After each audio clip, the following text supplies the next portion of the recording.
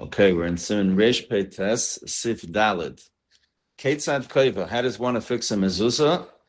Yismirena b'masmerin b'mezuzah Pesach. You nail it into the doorpost. The poskim nowadays say that double-sided tape works as well. The Aruch Shulchan says Mali Devek, Mali Masmerim, which is a chiddush. One would have thought that there's a mila in using screws or nails, but the poskim seem to be makel. However, the double-sided tape, whatever tape you're using, has to be strong tape. It can't be, wimpy tape. Duct tape is very strong tape. So you don't have to affix it to the post. You can drill.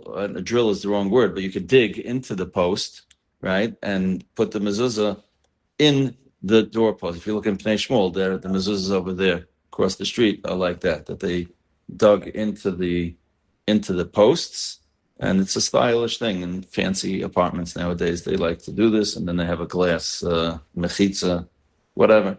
Okay, there's different ways of doing it, but either one is fine. And then you put the mezuzah in the insertion in the wall. Does it have to be sealed up?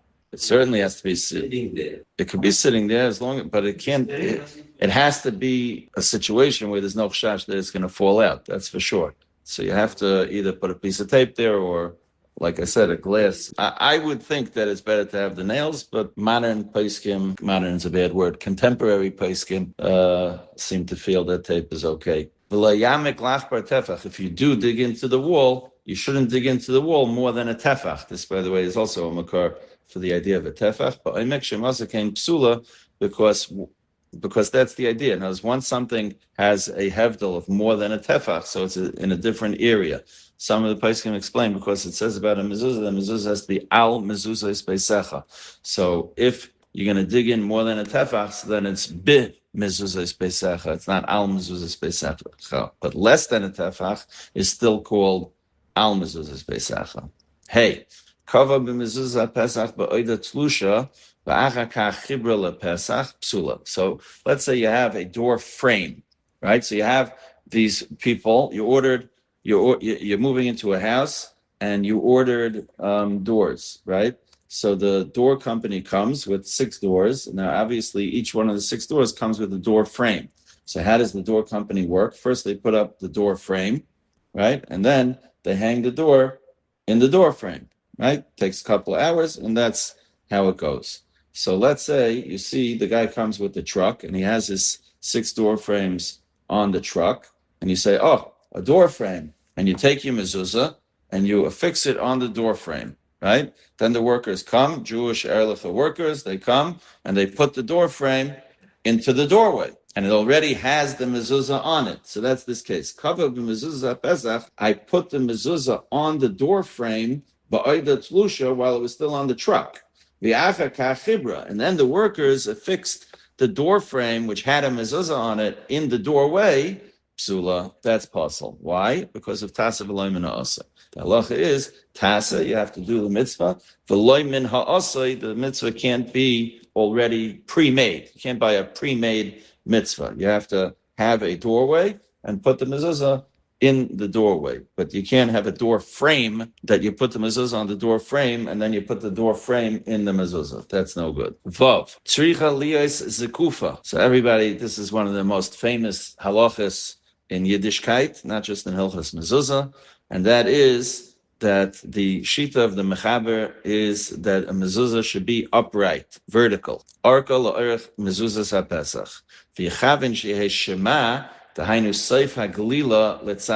is hard to explain, but when you roll a mezuzah, so we mentioned that you're rolling it from the end to the beginning. So the beginning should be facing out. In other words, when you roll anything, I don't have the mezuzah here anymore, but here, you have a paper, right? So if you roll this paper from the end to the beginning, right? So now this is the beginning, okay? So let's say this is the post. So the beginning should be facing out. In other words, it shouldn't be facing the post, right? Shema, this is Shema, because this is the beginning, should be facing, if this is the post, Shema should be facing out. That's what it means. So that's the problem, that it doesn't always work out so well with the Shakai.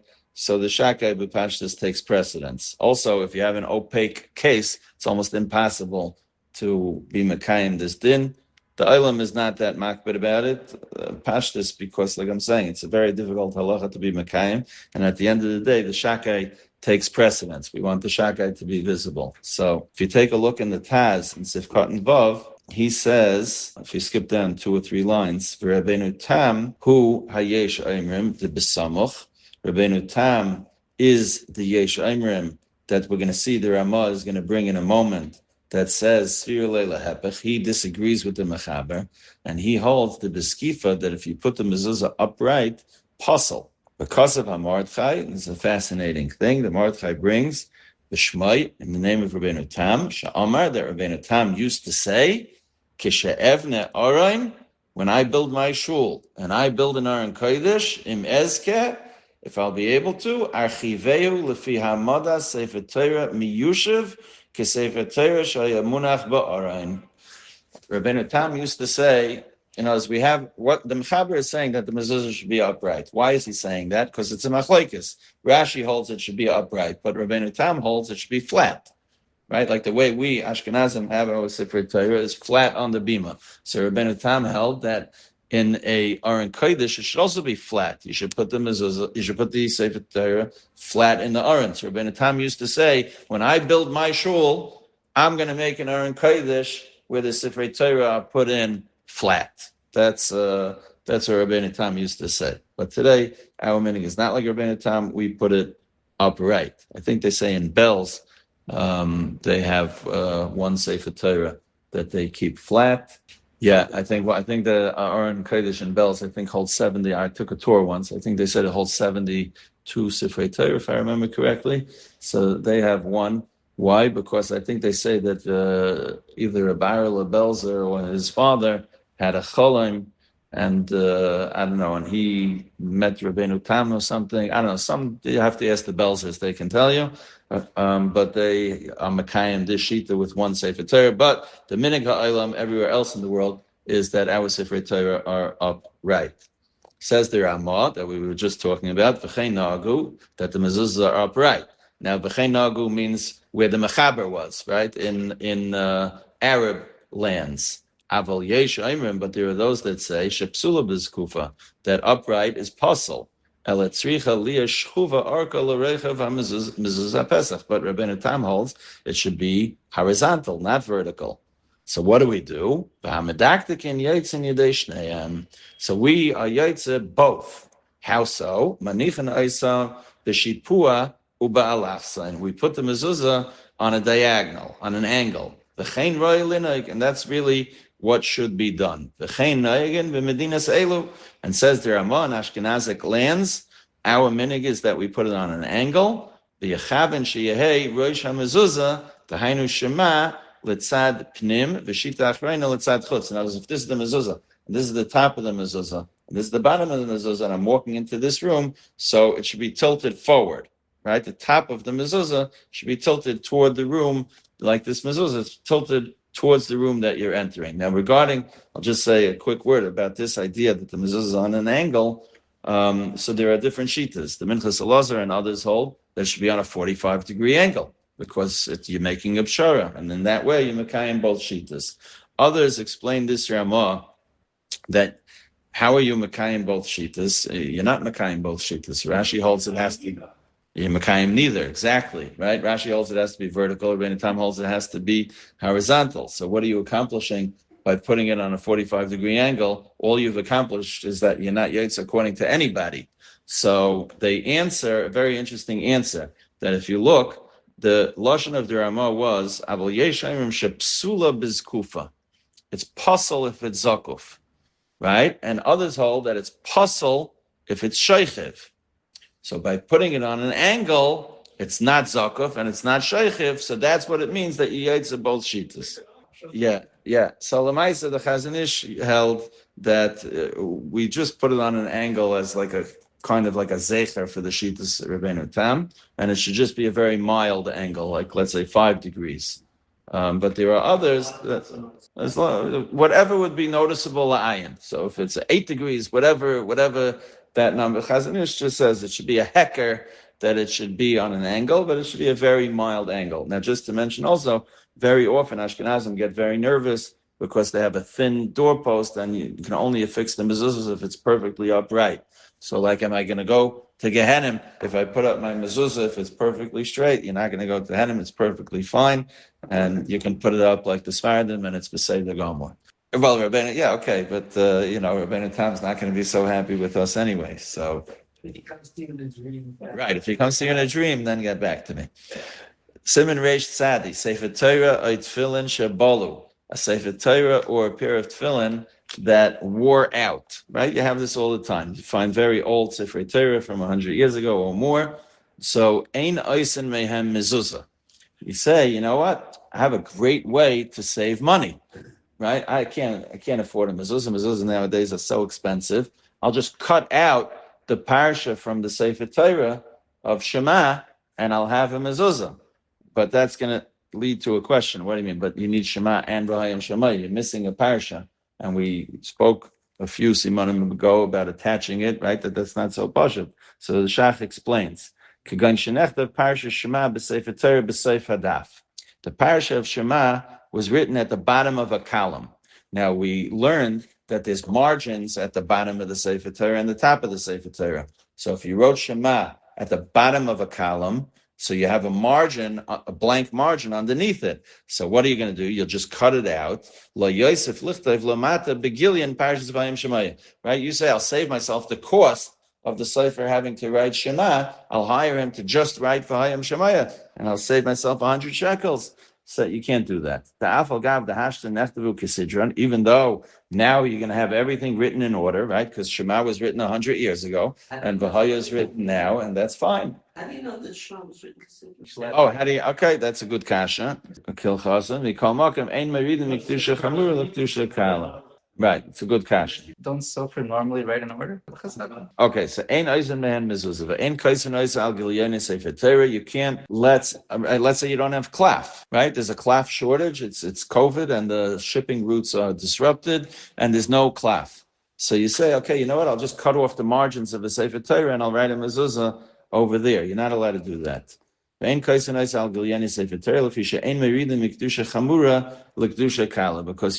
be moirid a holy item to a lesser kedusha. So Sefer Torah has greater kedusha than a mezuzah, right? So this would be what's called hayrada b'kedusha, and it would be aser. There's machlekes at paiskim if the isra of hayrada b'kedusha is an isra d'oraisa or an isra d'rabbanan. Would it make a difference? No, correct. Yes, even though it's a puzzle Sefer Torah. Yes. Hago. Avol muter l'taken Sefer Torah atzma im gil yoynai seha. So this is a very interesting case. Let's say you have a Sefer Torah that it has a hole, right? And it's a worm made a hole in the Sefer Torah, and you want to put on a patch, and you don't have klaf to make a patch. So that is muter that you can cut off. You can make a skin graft, right? You could cut off a piece of klaf from the margin and make the patch with that. If you have absolutely no other way of doing it. And if you don't resort to that solution, you would have to be going as the Sefer Torah. But if you could get your hands on another piece of klaf with which to make the patch, even though the Sefer Torah is made from one type of klaf, and you can only make a patch from a different type of klaf, so it's going to look weird. Even so, you shouldn't.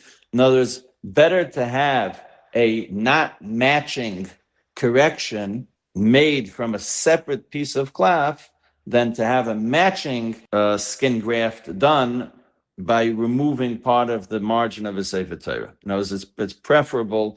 In other words, it's a last resort. The ein asal atakna mi b'chutz b'klaf afal pi sha Sefer Torah mikvilin. Because even though the Sefer Torah is made out of gvil, which we said is like a brownish tan type of a klaf, you can still make a patch with white klaf, and that's not going to be a problem. Does it have to be dafka from its own gilyon or from another Sefer Torah's gilyon? Its own. Yeah, I don't have a source for that, but so it would seem. Siman Reish Tzadik Aleph, very relevant halachas in Reish Tzadik Aleph. Mezuzah's yachid nivdekas pamayim b'sheva shanim. The mezuzah of an individual means as opposed to a tzibur, right? And if a person has 12 children, that's not called a tzibur. That's still called an individual. Mezuzah's yachid nivdekas pamayim b'sheva shanim v'shel rabim pamayim b'yovel. A tzibur would have to check their mezuzahs twice in 25 years, and a yachid would have to check his mezuzahs twice in 7 years. Yeah, what did I say? Oh, I'm sorry. Yes, once in 25, twice, thank you. Twice in a yovel, right? So twice in 50, once in 25. Why? Says the Shach, the kol davar shu shel rabim, ein lahatriach aleim harbe. Shelo yomru kol echad yaseh chaveiroi. Right? Because this whole business of checking a mezuzah is not a din d'oraisa, it's a din d'rabbanan. So Rabbanan said, okay, so a tzibur, we're not going to bother a tzibur. Why? Because when you have a tzibur, everyone's going to say someone else should do it. Right, so if you only have to do it once every 25 years, we'll find a volunteer, right? So that's the reason. So the question comes up: what about a building, right? Over here in Eretz Yisrael, you have buildings. You have 14, 16, 18, 20 people in a building, and there are mezuzahs on the entrance to the building. So is that called a yachid or a rabbim? So all the poskim can agree that that's called a yachid. That's not called a rabbim. A rabbim would be like a mezuzah of a shul. That would be called a rabbin. Now, there are those that argue and say that even a mezuzah of a shul, if there's a gabbai in charge of the shul or a vad, so then it reverts to the din of a yachid. Because this taina, the kol echad yomer, somebody else should do it. So if you have a vad abayit, right, knows in a building, it has a din of a yachid anyway. But even if you would want to argue that it has a din of a rabbin, since there's a concept of a vad abayit, so there are those that say that it for sure has a din of a yachid, and the same thing would apply to a shul. That even though a shul, but then it's a shtickle shver, because what about a city? A city has a mayor. There's always going to be somebody in charge of something. So it's I don't know. These coolers are a little questionable, but be that as it may, a residential building with 15, 20 apartments in it, all poskim agree has a din of a yachid, and the mezuzahs on the building should be checked twice in 7 years. There are poskim that say that nowadays this halacha is bottle, and you don't have to check mezuzahs twice in 7 years nowadays, because they say that this halacha was based on the idea, or not based, but was made in a time where there was no insulation, and there was ritivut everywhere, and mezuzahs would get moldy, and memeli you had to check mezuzahs. But nowadays, where we have proper insulation and climate control, there's no need to check indoor mezuzahs. Outdoor mezuzahs certainly do have to be checked twice in 7 years. But indoor mezuzahs, there are poskim that say you don't have to check it twice in 7 years. It's questionable whether it's wise to be saimach on that kula. It's also questionable whether the metzias is accurate. And one final note is that Rav Nizim Kirelet says that this idea of nivdekes pamayim b'sheva shanim means that the mezuzah has to be checked once in 7 years. Now, how he reads that into the words nivdekes pamayim b'sheva shanim, you could look in the Sefer Chotshani where they explain it, but Rav Nizim Kirelet holds you only have to check mezuzahs once in 7 years. So maybe that's a good pshara. In other words, you have poskim that say you never have to check your mezuzah, and you have poskim that say you have to check it twice in 7 years. So maybe if you want to be samech on Rav Nizim Kirelet, you could do that. Ask your local Orthodox rabbi. As someone who checks mezuzahs every day, I question whether that.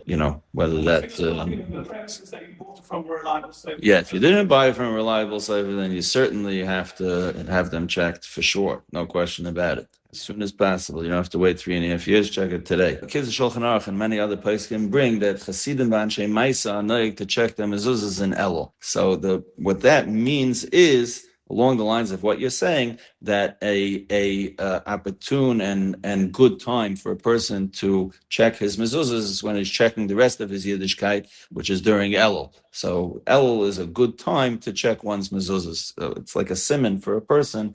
The Yekis, who are even more organized than the rest of us, so the minig in Germany was to check the mezuzahs every Adar Sheni, which comes out to Be'erach twice every 7 years. So this coming Tafshin Pei Zayin, the Yekis will be checking their mezuzahs in Adar Sheni.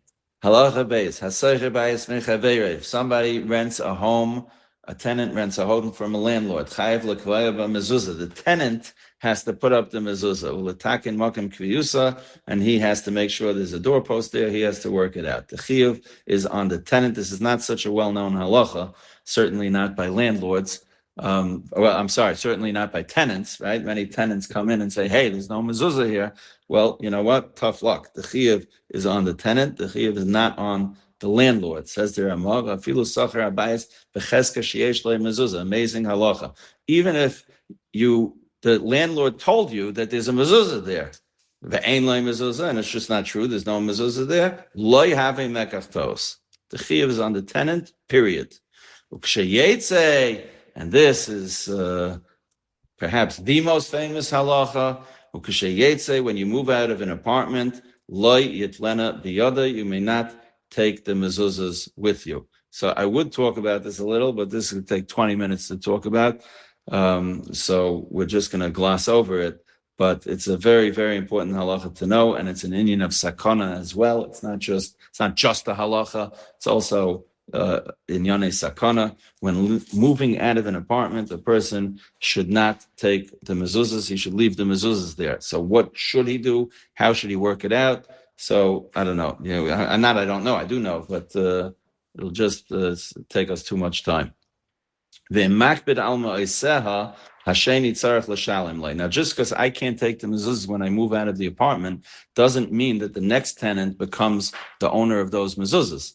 He either has to give them back to me or pay me. But I have to leave the mezuzahs. So that's what the Ramah is saying here. The next guy who moves in, if he doesn't want to give them back to me, that's his prerogative, but he has to pay me. V'im sachar abayis migoy. What if the landlord is a non-Jew? Oisha sachar ligoy, or the tenant is a non-Jew. The next tenant. Yeah, the next tenant is going to be a non-Jew. So then night leviyotze. This halacha that you have to leave the mezuzahs is only when you have a Jewish landlord. But if you have a non-Jewish landlord, so then we're worried about that he's going to be mevazah mezuzahs. He'll just throw them in the garbage. So take the mezuzahs with you. It's only when you're dealing. You need 3 Jews involved: a Jewish landlord, a Jewish tenant, and a subsequent Jewish tenant, right? So here in Eretz Yisrael, you always know that the next tenant is going to be a Jew. But if someone's renting an apartment in the Upper West Side, so then theoretically, if the next tenant is going to be a non-Jew, you should take the mezuzahs with you. Hagav, a guy should be mezuzah. Another famous halacha. What if the guy requests that you give him a mezuzah? Aser litnaloi. It is not permitted to give a mezuzah to a guy. V'nira li demikol makom b'makom deikal amechash mishum eva. If you're afraid that the guy asked you for a mezuzah and you're not going to give him one, now there's going to be a pogrom or something. V'sheyera mishum zeli Yisrael. So then, shari, it would be mutter to give the guy the mezuzah. Also, you have to realize if the guy is asking for a mezuzah, so it's not such a chashash, he's going to be mevazah the mezuzah, right? He's asking the mezuzah because he's mechabed the mezuzah. So we don't want to give a guy a mezuzah anyway. But if you have to, the Ramah says, you can give the non-Jew the mezuzah. When I move out, can I check it and not put it back? That's No. a way not to. No, absolutely not. Halacha dalet. Hakol chayavim b'mezuzah, afilu noshim v'avodim. Everybody's chayav in mezuzah, even women and avodim. U'mechanchem esaktanim lasis mezuzah lepischeihem, and we're mechanech ktanim to put up a mezuzah on their doorway. So Rabbi Yaakov Kamenetsky used to say that people make a mistake that in elementary schools, so they put the mezuzahs low, right? Because they're little people, right? The children are little people, short, right? And so it says, so we put the mezuzah low. So Rabbi Yaakov Kamenetsky said that's not called mechanchen esaktanim. You're mechanech a cotton to do a mitzvah properly. You're not mechanech a cotton to do a mitzvah in an oifen that is puzzle. So therefore, Rabbi Yaakov Kamenetsky used to be ma'ayir that in elementary schools and ganim and all these places, you should put up a mezuzah. Well, whatever. If you're going to put up a mezuzah, the mezuzah should be put up in the correct place. 2 more halachas relevant to what we were talking about. Somebody asked during the shir whether you can use the margins of Sefer Torah A to repair Sefer Torah B.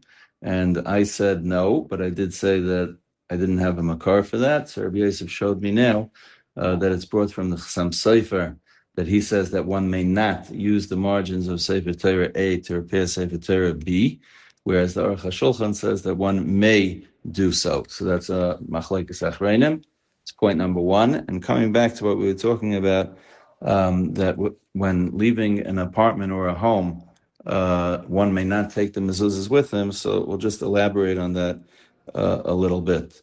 The Gemara says that it's a sakana for one to remove mezuzahs when leaving a residence. There are 4 or 5 different pshatim given in the Rishonim and Achreinim why that is, but without going into the reasons, suffice it to say that it's a sakana for one to take down mezuzahs and leave an apartment without mezuzahs. So the question is, what is one to do if you have mezuzahs and you want them? They're expensive, good mezuzahs.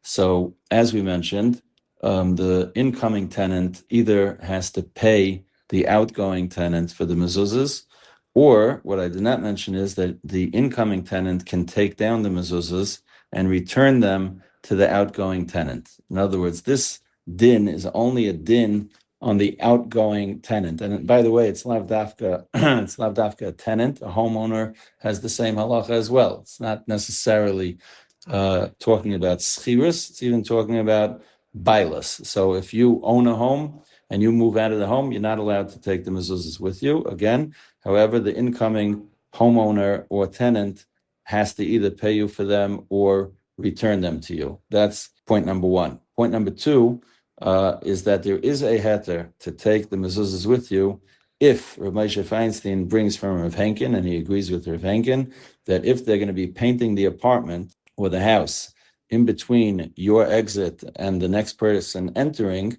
and the painters in question are not from people, not Jewish people, so then one would be permitted to take the mezuzahs down because we're concerned about the safety of the mezuzahs.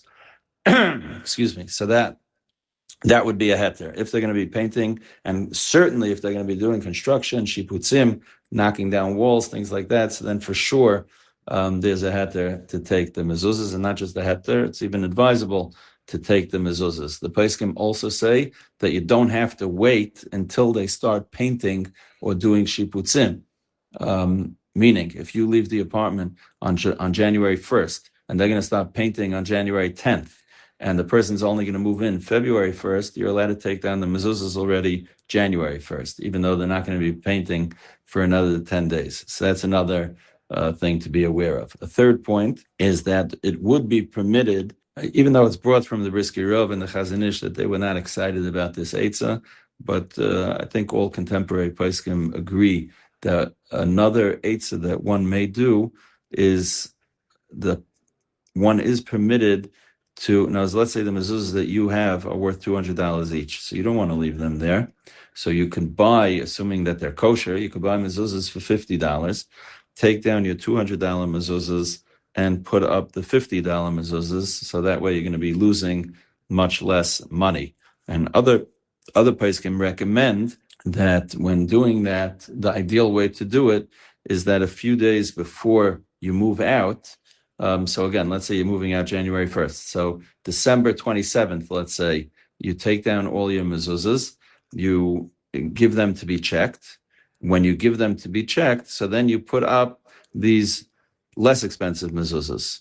And then you just leave the less expensive mezuzahs there. And the ones that you're having checked, once they've been checked, then you take them with you to the new home. So those are some extra yediyas to know about that. And one final yediyah that I'll mention is that as we've mentioned in previous year, somebody who owns an apartment and does not live there is not obligated to have mezuzahs up there. So therefore, if you're a landlord and the tenant moved out and the tenant did what he was supposed to do, he left his mezuzahs there, and you're not going to have another tenant moving in until you don't have another tenant moving in, right? And the previous tenant wants his mezuzahs back. So you, as the landlord, are not chayav in mezuzah, and the previous tenant wants his mezuzah back, and there's no new tenant coming in the near future. So there are those that say that the landlord can take down the mezuzahs and give them to the previous tenant, because it's an empty apartment and the landlord is pater. And if he's pater, there's no reason why he can't take down the mezuzahs and give them to the previous tenant. There are rabbanim that don't agree with that. So if a person is in such a situation, a shaila should be asked.